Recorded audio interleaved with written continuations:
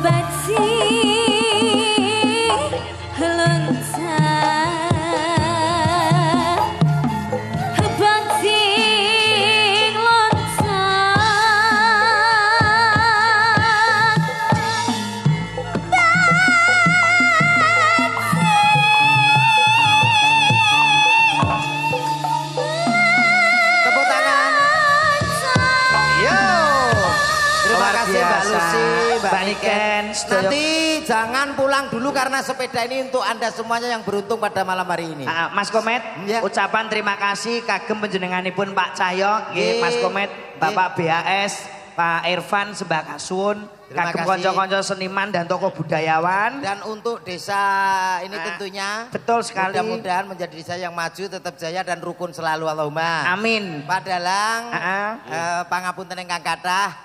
Terima kasih banyak. Mugi-mugi sehat selalu, sungkem takdim kula.